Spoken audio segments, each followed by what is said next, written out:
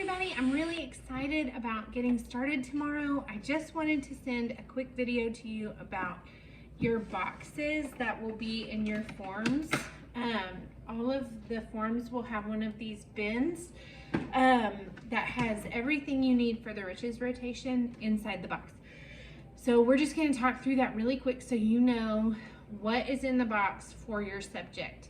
So Shakespeare, geography, artist study, composer study, everything is in here. So first with Shakespeare, your books are going to be in here. So for Form 1 and 2, the picture book will be in here. And then for Form 3, you're starting with Lamb's Tales from Shakespeare, and we're doing The Tempest first. So those books will be in your box for you to read from. Form 1 also has these little character peg dolls if you want to use these to help the kiddos keep track of who's who in the play that you're reading. And then for artist study, there is a binder like this in your bin. And I'll say this, this binder is in all of the bins, and for all of the subjects inside the binder at the very front are all of the guides that I emailed you guys that have what you're reading that day, your procedure, if you need any refreshment on like how exactly you're supposed to conduct the lesson. That all is in the binder as well.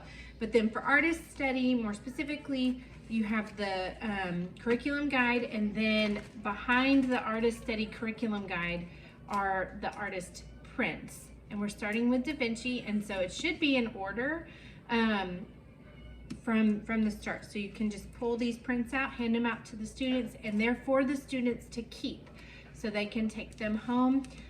I like to, when we bring home a print, I'll cut out the print. I'll like trim all the white off, and then I put it up on the side of our refrigerator because you can really see that well. And it's just like displayed for the 6 weeks that we're studying that artist. That's just something if you want to do that at home, but the students get to take them home regardless. So that's for artist study. Then for composer study, everybody has a speaker in their bins, and the way you connect to it is you turn on the power button and it'll start blinking. That means it's ready to connect to your phone. So you just go to the Bluetooth section of your phone, find the Anchor sound core, and click on that, and you connect to the device that way. If the light is solid and not blinking, that means that it's already paired to someone's phone. So if that's the case, anybody in your room, you want to ask them to turn off their Bluetooth on their phone. This would apply to anybody who was part of Feast last year, because these are all the same speakers. So, or for me, my phone can connect to all of these speakers, and so I will try to remember to have my Bluetooth turned off just so that we don't have any hiccups with that. If you're having trouble connecting with the speaker, just send somebody to come get me and I will come help you get connected. We can also just use a different phone in the room if for some reason your phone's not finding the device. Then we can just ask one of the other moms to try and connect her phone. Then once you're connected to the speaker, you go to the Feast YouTube playlist, which I emailed out to everybody, so you can go ahead and find that on your phone and subscribe to it so that it's real quick and easy to get onto for tomorrow. And then go to the Tchaikovsky playlist, and it should be in order. So the first composition piece is our first one we're studying for tomorrow. And you'll want to listen to that ahead of time to see if there's a particular part of the piece that you would like to play for the class. Some of them are long, so if you don't have time to listen to all of it, that's totally fine. You also will have the composer and painter books in your bins. So they're not in the bin right now because I realized that we just got them delivered last week and I haven't put it in the bin yet. But the Great Composer book and the Great Painters book will be in the bin. If you want to read a selection from those books to the students, that's great.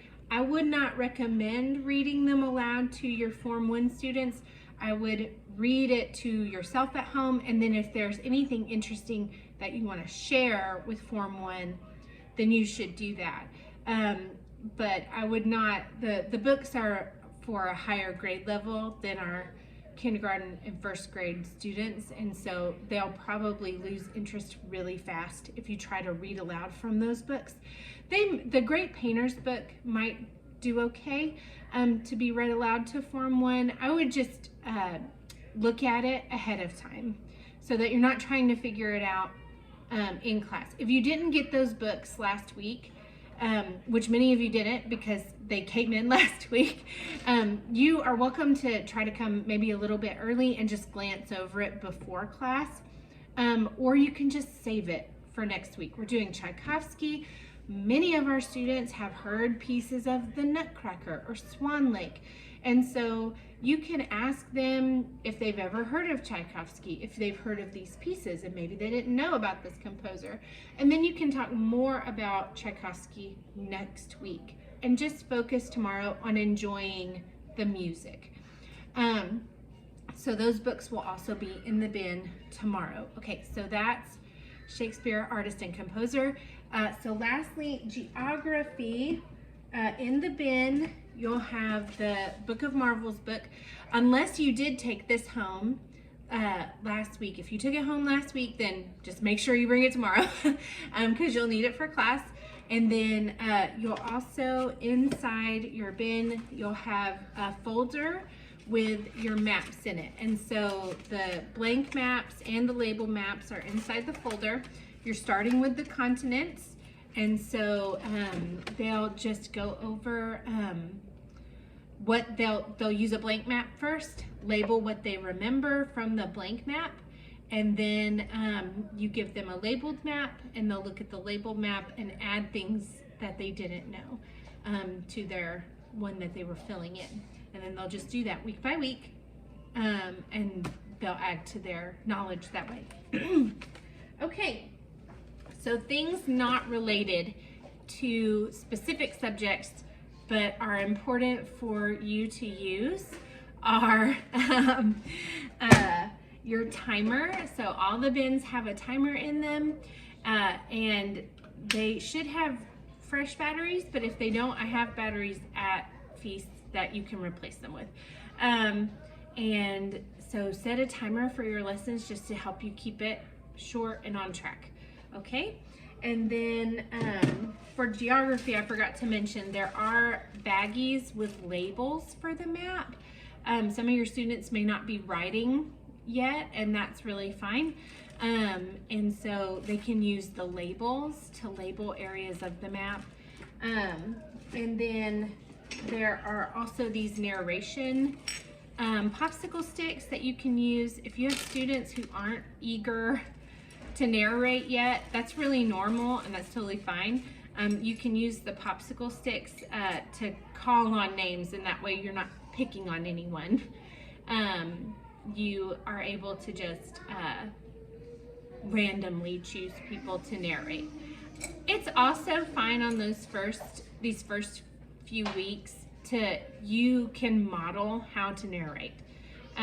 So you can read a section. You can ask if anybody wants to try to narrate. If you don't have a lot of response, then you can narrate to sum up what you just read, and then you can read another passage and then let somebody else have a try, see if they can come up with it. You also can prompt them a little bit in the beginning with where you started reading, because especially for younger students or students who are new to narrating, it can be hard to remember how it started. And so if you can jump back for them and say, okay, so in the section we just read, the wizard was talking to the tree spirit, and what did he say? And then you call on somebody's name, and then they can go from there. What happened after that, and let them narrate from there. So that is everything, I think, in your boxes.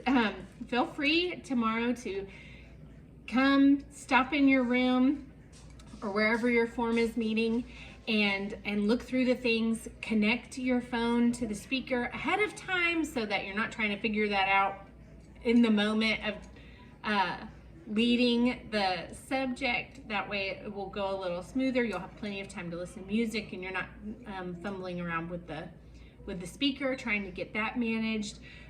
You can find your books, mark your place in your book ahead of time so that you can flip right to it and get going. A lot of times the rowdiness or the upheaval in class happens in the transitions. So as you're moving from one subject to the next. So as you can smooth out those transitions, that will help a lot with keeping class clicking along and not getting off track or getting too silly. Also, don't forget that during the morning, you'll end up going to June's class for nature journaling. So you'll want to get your nature journals for your students if you haven't already done that. And I'm going to Hobby Lobby today. I'll let everybody know if they are on sale at Hobby Lobby right now. And I think that covers just about everything. So I'm really excited to get started tomorrow. As always, please text me or call me if you have any questions. And we'll see you tomorrow.